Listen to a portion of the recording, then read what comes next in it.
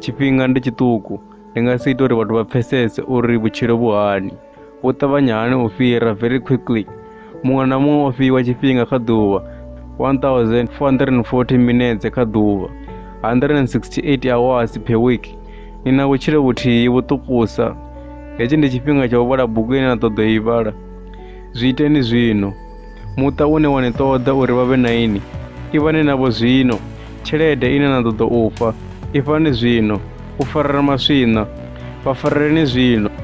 U funa vhaṅwe vha funeni zwino ṋamusi, ngauri a nga vhi na matshelo for you and for me.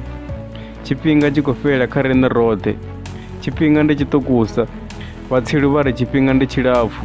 Matshelo maṅwe na maṅwe ri na 86,400 seconds ine ra i shumisa. Ende ḓuvha na ḓuvha akhaunthu ya ḓuvha i vula nṋe na ini uri ni i shumise. Yesu uri kha ḓuvha ri tea u ita mushumo wawe. Yesu o vha na 33 years fhedzi ende zwa fhela kha tshifhambano. Tshiḽa tshifhinga kha shango o vha o feila, mara mafhedzoni a vhutshilo hawe a ri ndo fhedza. A ri it is finished.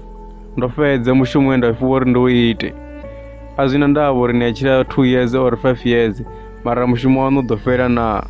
Ḓadzani mbilu yaṋu nga mafhungo a mudzimu. Dza vhukuma havha vho no ḓivha maṅwalwa ndi vhone vha re na maanḓa ṋamusi, mara ri khou ṱoḓa vhana na vhafumakadzi vho no tshimbila na mudzimu.